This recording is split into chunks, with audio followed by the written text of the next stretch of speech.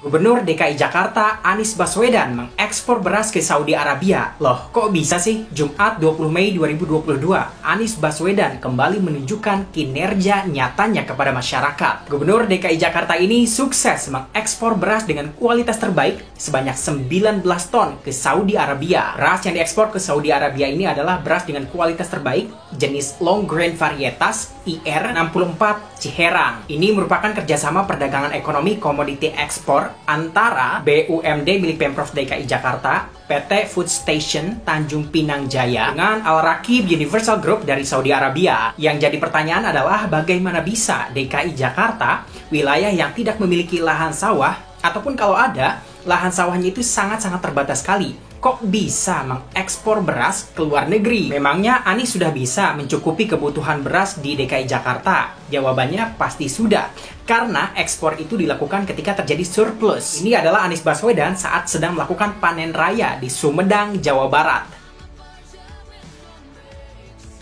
Dan ini adalah Anies Baswedan saat sedang panen raya di Cilacap, Jawa Tengah. Dan kalian wajib tahu nih, sejak tahun 2018 silam, Pemprov DKI Jakarta melalui perusahaan BUMD-nya yaitu PT Food Station Tanjung Pinang Jaya sudah menjalin kerjasama dengan gabungan ataupun kelompok-kelompok tani di beberapa wilayah di Indonesia. Dari mulai Karawang, Subang, Indramayu, Sumedang, Demak, Sidoarjo, Sragen, Cilacap, hingga Lampung. Bahkan hingga tahun 2021 silam tercatat BUMD milik Pemprov DKI Jakarta PT Food Station diketahui telah mengelola seluas 6.210 hektar sawah di wilayah-wilayah tersebut. Bravo!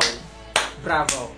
Hal ini dilakukan tentu untuk memenuhi kebutuhan beras warga DKI Jakarta, agar warga DKI Jakarta bisa menikmati beras dengan kualitas terbaik namun dengan harga yang bagus. Tidak hanya itu, kerjasama ini juga tentu menguntungkan para petani di daerah-daerah tersebut. Yang pertama, para petani mendapatkan harga jual gabah yang lebih tinggi. Yang kedua, memberikan jaminan harga kepada para petani. Yang ketiga, memotong mata rantai pembelian gabah petani. Keuntungan yang keempat, para petani ini diberikan pendampingan mengenai pemilihan varietas padi yang ditanam dan juga pasca panennya. Pokoknya para petani yang kerjasama dengan Anies Baswedan dijamin untung lah. Dari sini kalian pasti sudah paham kan alasan kenapa Pemprov DKI Jakarta bisa ekspor beras ke Saudi Arabia. Ya memang beras yang diekspor ke luar negeri tersebut jumlahnya tidak banyak. Tapi kalau kita pikir lagi, untuk sebuah daerah yang bahkan tidak memiliki lahan sawah, ataupun kalau ada sangat-sangat terbatas sekali lahan sawahnya, ini sudah sangat-sangat luar biasa. Dan yang lebih penting adalah, ini adalah bukti nyata keberpihakan seorang Anies Baswedan kepada para petani lokal. Kalau jadi Gubernur DKI Jakarta saja, seorang Anies Baswedan sudah bisa memberikan keuntungan dan kesejahteraan kepada para petani di daerah lain, apalagi kalau dia jadi presiden. Wah, para petani di Indonesia kayaknya bakalan pada makmur nih hidupnya. Sekelas gubernur bisa panen raya di beberapa wilayah di Indonesia. Sekelas gubernur